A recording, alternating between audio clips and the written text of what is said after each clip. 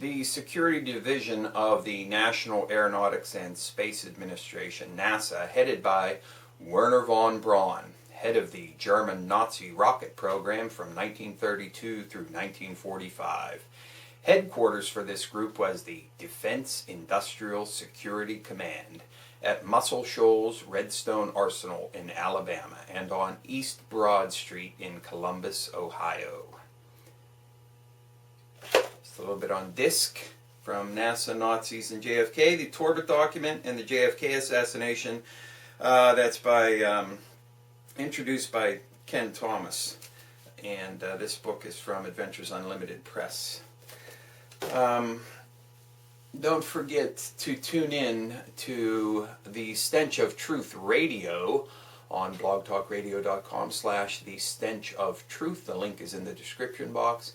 Every Friday, 7 to 9 p.m. Eastern Time. On May 6th, my guest will be world-renowned journalist and investigator Linda Moulton Howe. That's on May 6th, 7 to 9 p.m. Eastern Time on blogtalkradio.com/the Stench of Truth for the Stench of Truth radio. I think our discussions are going to focus on the continuing crisis in the Gulf of Mexico, the Fukushima nuclear disaster, and recent developments in the Bentwaters UFO case. So tune in for some interesting discussion. Hello and welcome to another edition of the Stench of Truth here on YouTube.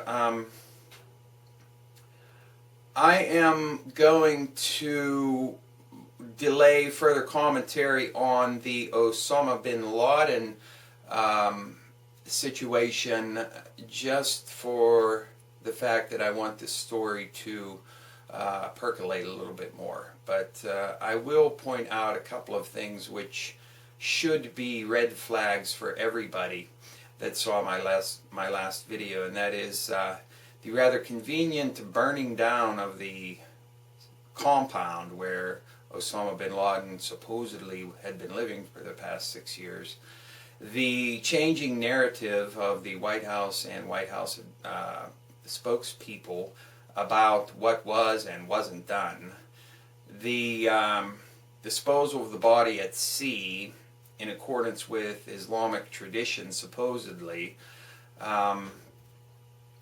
the rather quick obtaining of DNA confirmation, which seems rather suspect to me, and the lack of any talk about the other bodies as to who they were and where those bodies are, and of course the timing falling on Beltane, the ancient god festival. There are a lot more issues involved with this story, but I'll get to those at a future time. What I want to talk about right now is part of the dynamic of this whole affair is meant to distract from other events that are going on in this country and around the world. Events that could have huge significance in the future. And part of the narrative is driving people's attention away to focus on propping up a total failure of a president. And as has been seen, reality has been shifted. Where you had a president that was widely seen to be ineffective and a total failure in that his approval ratings were plummeting, rightfully so, you have a huge increase in popularity because of the supposed death of Osama Bin Laden. Now remember that this is all going on at a time when the foreclosure crisis, the mortgage crisis, and the housing crisis all are still festering and boiling over, whereas people are losing their homes, and the fraud aspect is completely shoveled under the rug. Now, I see that there is a federal probe into a German bank, Deutsche Bank, into possible mortgage fraud, while at the same time there is absolutely no action being taken against any firms on Wall Street. None. Not a single one. Are you telling me? Are you trying to honestly tell me that there is not enough information for you to start some kind of fucking legal action against even one fucking firm on Wall Street for the rampant and blatant fraud in the housing market in this fucking country? Of course, that is not true. The true fact is that the SEC and the federal regulators and the Attorney fucking General have no inclination to go after these people because the government is operating in their interests. It's as simple as that. What else do we have going on? The South completely ravaged by unprecedented tornadoes and floods, with more people being put out of their homes and more people's lives devastated. And all of this shoved off the front page of the newspapers because of the supposed death of Osama Bin Laden. In Palestine, you have the truce agreed to between the two divisions of Palestinians, Fatah and Hamas. And of course, Israel is not happy about this because they claim that one group is just a terrorist outfit. This could have ramifications immediately in that Israel may ramp up their operations against Palestine in light of this. We shall see if this has any bearing in the overall dynamic between Israel and Palestine. And let us not forget, of course, that there are other countries in the Middle East and around the world which are undergoing similar transformations that have happened in Egypt, most notably Syria, where there is actual killing of protesters by the Syrian government. You have a brutal crackdown in Bahrain by Saudi troops, and this is an effort to crush any kind of rebellion that might spread its way into Saudi Arabia. And you have a conspicuous lack of interest on the part of the United States and the European Union and other nations around the world who think it's so important to protect humanitarian interests in Libya that they will declare a no-fly zone, send in officers as quote-unquote advisors, and give predator drones to the so-called rebels in Libya. But there is nothing done to protect the people being murdered in Syria, Yemen, Bahrain, and countless other places. It's hypocrisy, certainly, but what it should illustrate is that we have no business being involved in Libya in the first place, because these are internal matters, and any UN resolutions on the matter are completely devoid of any kind of legal framework. And of course, now, because the supposed Bin Laden was supposedly killed and had supposedly been living for 6 years in a supposed compound in Pakistan, very near a military training academy, there is now talk of Pakistani involvement in hiding the supposed Bin Laden for all of this time, which now places the focus squarely on Pakistan for further military adventurism.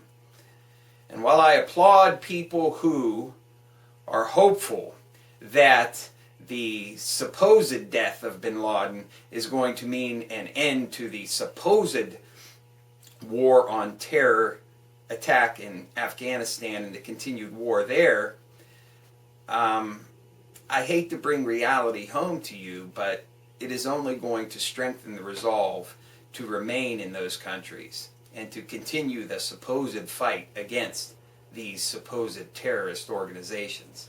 And it will mean a spreading to Pakistan, maybe not in the short term, but definitely in the long term. And for those who doubt the reality of the ritual magic aspect of this, one merely has to look at the misdirection that is done. Just like sleight of hand is a form of magic, this is what is being done here. In sleight of hand fashion and in the Delft moving of pieces about and the introduction of information of a controlled nature, how it can be used to manipulate public opinion and to carefully misdirect. The fact is, we have an economy that is in shambles here, a dollar which continues to lose value. We have a looming debt crisis which has now been shoved back to August at least. We have the supposed right-wing attack on Medicare still moving forward despite tremendous opposition being met by the people who are supporting this.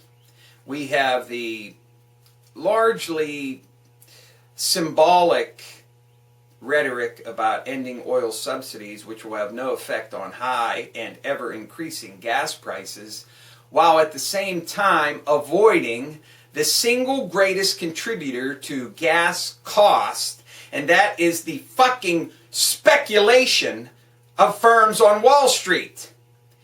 Can anybody tell me a logical reason why there is nobody in this administration or anywhere in fucking Washington, D.C. who is incapable of turning their fucking eyes to Wall Street?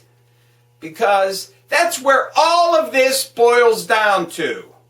I can't blame the tornadoes and flooding on Wall Street, but chances are they'll be embroiled in this because of insurance and other problems that will develop as a result of these fucking disasters.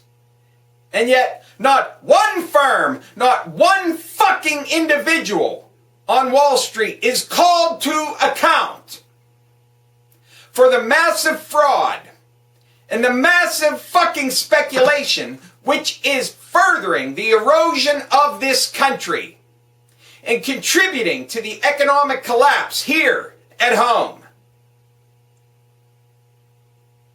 Nothing. Not one word. So expect it to continue in that vein, as it is clearly shown that Goldman Sachs and their ilk completely control the political discourse in Washington, D.C., and effectively use sleight of hand and the magical mystery of Osama Bin Laden to misdirect people away from important issues here at home. You want to end high gas prices? Immediately pass an emergency law that ends all energy speculation. Miraculously, overnight, gas prices would go down. But no one's even talking about it. No one's even hinting at the fucking idea. Yeah, I'm all for ending oil and gas subsidies. That's great. But it's not going to have any immediate effect on gas prices. What will? End speculation. And how about calling all of these motherfuckers in and start filing fucking charges? Hey, Eric fucking Holder, why don't you fucking do something?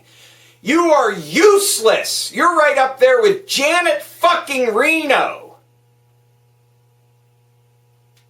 And that guy under Bush who sang the fucking song and wanted the fucking statues covered, John Ashcroft. Wanted the statues of liberty covered because they showed a naked breast. Attorney generals, all of them, fucking useless. Useless. If you're not going to do anything, fucking resign already. You make me sick. A total lack of any regard for justice. It turns into a pantomime circus. And Janet Napolitano can go as well. Homeland Security, my ass. Targeting on homeland terrorism, which is largely non-existent. And using this entire charade of the war on terror to invade privacy at every fucking corner and shred the Constitution for largely non-existent threat. And because of what has just happened, we now have an increasing possibility of a false flag terrorist attack somewhere in order to justify the continuing war on terror, which continues to bleed this country and also serve as a convenient distraction while Wall Street continues to ravage, rape, and pillage, and the supposed right wing of the corporate party continues to attack social programs, unions, and labor in general in this country. So how can you deny that there's magic going on, folks? It happens every fucking day. Every day. Ritual is conducted, whether people are doing this wittingly or unwittingly. It happens. It's part of marketing. It's part of the ad structure. It's part of everyday life. And even more so, part of politics. I haven't lost sight of the real problems here. The real things right here at home. The real solid things that affect individual lives and families every day. It doesn't serve to misdirect me, but it does need to be exposed. Thank you. Good day.